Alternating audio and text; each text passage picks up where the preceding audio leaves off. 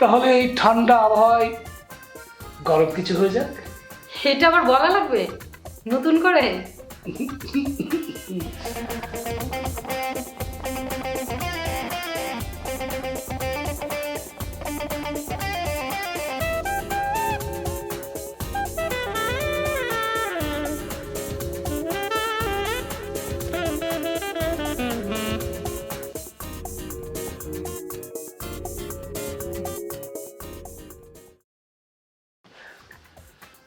বুঝলেন উপর, তোমার এই নিরিবিলি আবহাওয়া আমার কাছে বেশ পছন্দ হয়।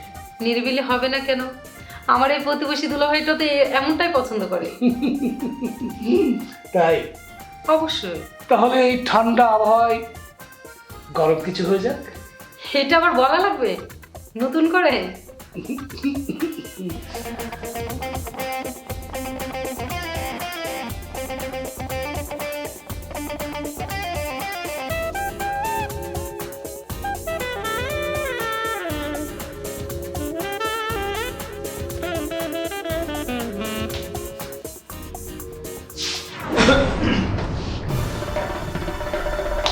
ও সিট নপুর, আমি যাচ্ছি। কোথা থেকে যে আসে এসব রাবিশ গুলো, রাবিশ কোথা? তুমি? আমি বাজারে গিয়েছিলাম। তুই আমার সময় রাখি না।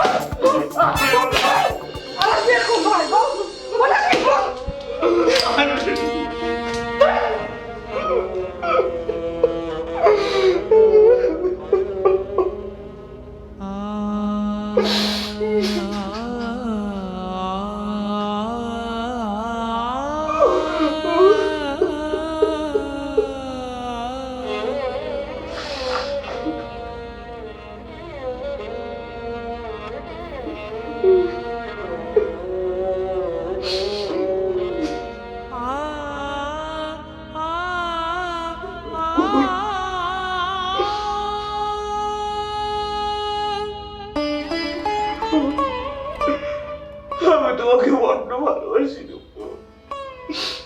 আমি তোমাকে বড্ড ভালোবাসি।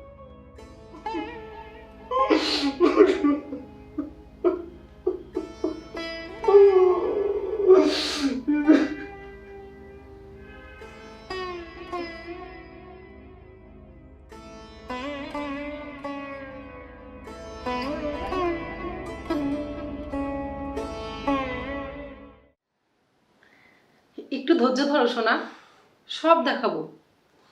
তুমি যা যা দেখতে চাও তার সবই দেখাবো। আমি আসবো? হ্যাঁ এসো, এখন রাখি, পরে কথা বলবো।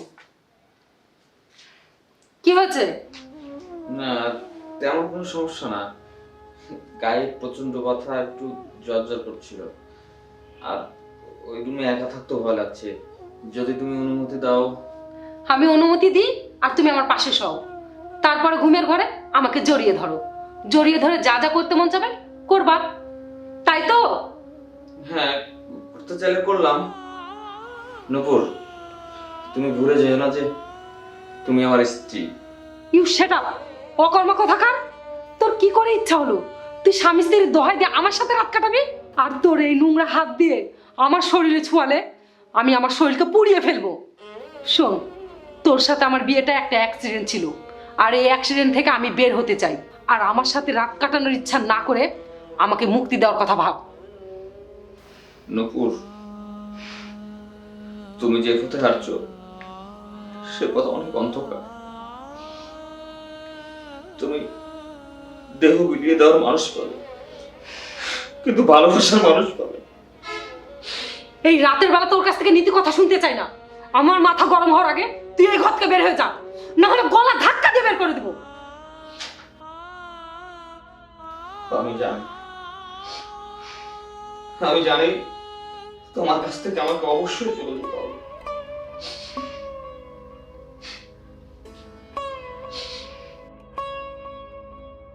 কারণ কারণ তুমি আমাকে মেনে নিতে পারোনি।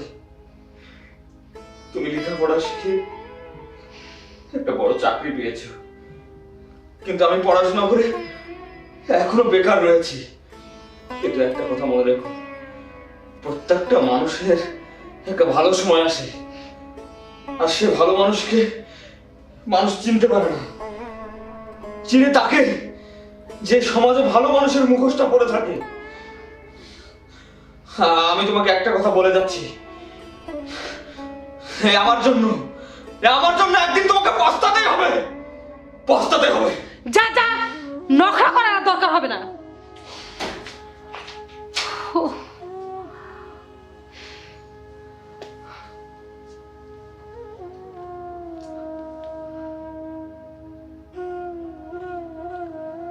হ্যালো জান, হ্যাঁ এই পাগলটা এসেছিল, মাথা খাচ্ছিল। হ্যাঁ বিদায় করেছি। না, আমি তোমার সব কথাই রাখবো। আমি রাত 10:30টার পরে ফোন দিই, আমার মাথাটা বড্ড ব্যথা করছে। আচ্ছা ঠিক আছে জান।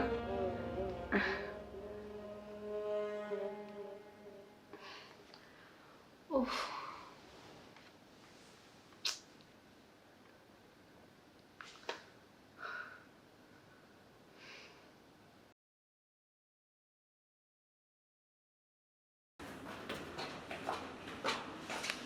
सर ये बड़े बशा जी सर।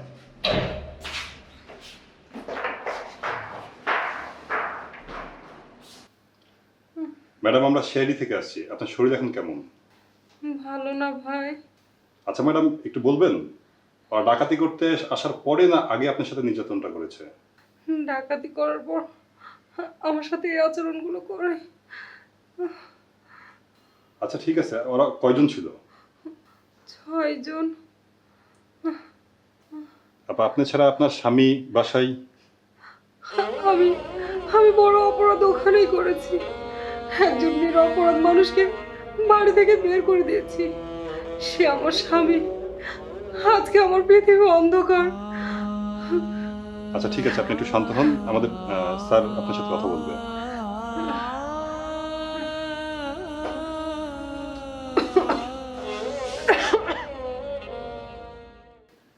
হ্যালো স্যার, সাহেববাজার বড় রাস্তার উপরে যে বিল্ডিংটা আছে, এই বিল্ডিংয়ে ডাকাতি হয়েছে। আর ডাকাতি সেরে যাওয়ার সময় একটা মেয়েকে কয়েকজন দলবদ্ধভাবে শারীরিক নির্যাতন করেছে, আর মেয়েটি নিজেও স্বীকারোক্তি দিয়েছে। জি স্যার, জি স্যার। Okay sir.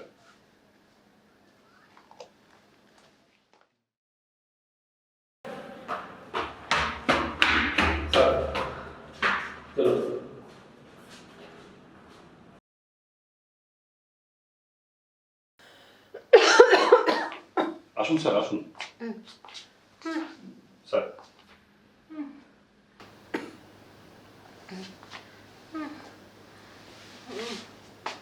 স্যার ওনার বয়ান আমি ফোনে রেকর্ড করেছি, আপনার যদি কিছু জিজ্ঞাসা করার থাকে তো জিজ্ঞাসা করতে পারেন।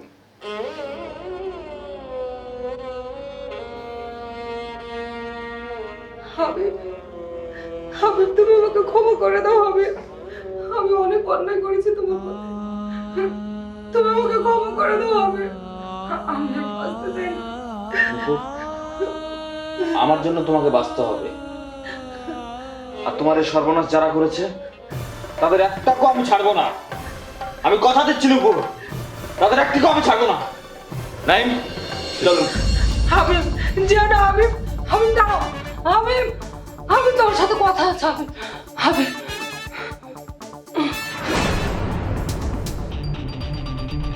আচ্ছা না স্যার, আপনি অফিসে যান না।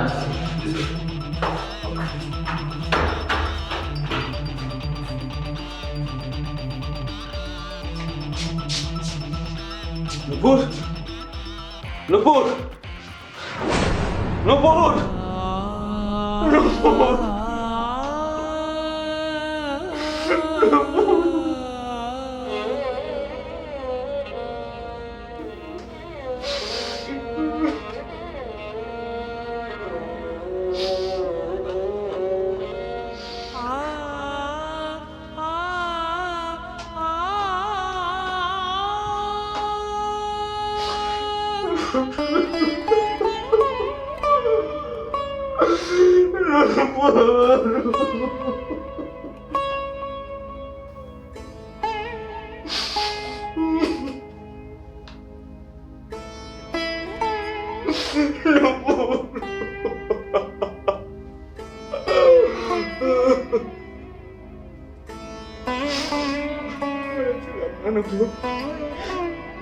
সবার জীবনে সুদিন আসে, সেই সুদিন কখনো কখনো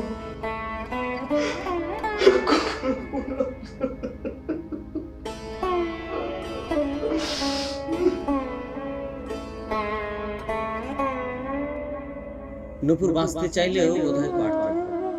মনে রাখবেন, প্রত্যেকটা মানুষের উত্থান ও পতন নির্ভর করে তার পাশের মানুষের কারণে।